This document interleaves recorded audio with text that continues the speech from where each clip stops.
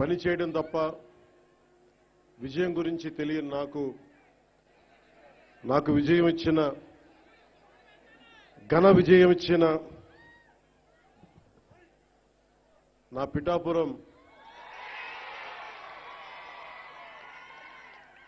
అన్నదమ్ములకి, పెద్దలకి, ఆడపడుచులకి, అక్కచెల్లులకి, యువతకి, మహిళలకి పేరు పేరున నా ధన్యవాదాలు తెలుపుకుంటా ఉన్నాను. మీరు ఒక్కరు నిలబడితే మీ బలం వైజాగ్లో, విశాఖపట్నంలో మీరు ఎలాంటి గెలుపునిచ్చారంటే 2,08,000 కోట్ల పెట్టుబడి రాష్ట్రానికి తెచ్చేలా చేశారు. అంత గొప్ప విజయం ఇచ్చారు. కేవలం నన్ను గెలిపించడం అంటే అది మన గెలుపు, నా గెలుపు కాదు, మన గెలుపు కాదు, రాష్ట్రం గెలుపు, ఇది తెలుగు ప్రజల గెలుపు, ఆంధ్ర ఆత్మగౌరవం ఇది. అలాంటి ఘన విజయాన్ని అందించిన సంవత్సరం ఇది.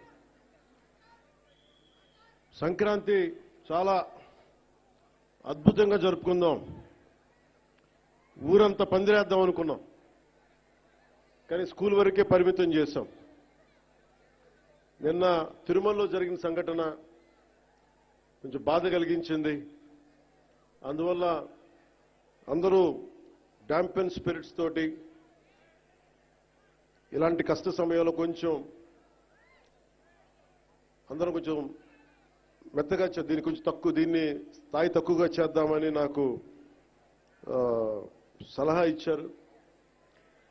కానీ వచ్చే సంవత్సరం చాలా ఘనంగా జరుపుకుందాం. కుదిరితే ఈ దసరా బాగా చేద్దాం. అంటే నేనేమనుకున్నానంటే 200 మంది 10 కళాకారులతోటి ఏర్పాట్లు చేశాం. పిఠాపురం పేరు దేశానికే తెలిసేలా, అంటే సంకల్పం ఎలాంటిదంటే నలిగిపోతున్న నాకు దాహంతో గొంతు ఎండుకుపోయి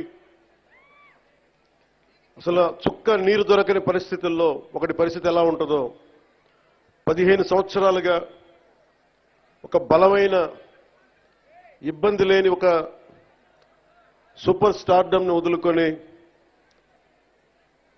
నాకు ఇష్టమైన నా ప్రజలు, నా అన్నదమ్ముల కోసం 1.5 దశాబ్దం తర్వాత ఫలితం ఆశించకుండా చేశాను పోరాటం.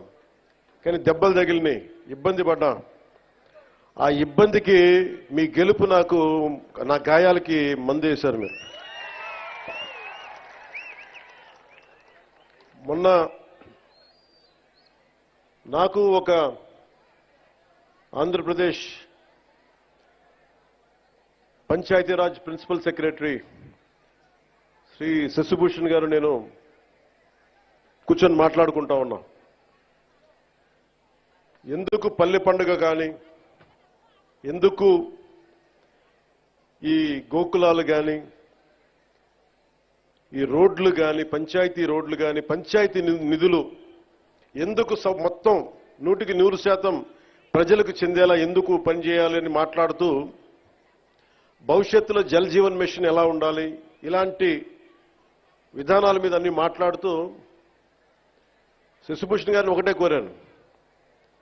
మేము 10 సంవత్సరాల పైన దశాబ్దంగా మాకు రాష్ట్రం లేకుండా పోయింది, రాజధాని లేకుండా పోయింది.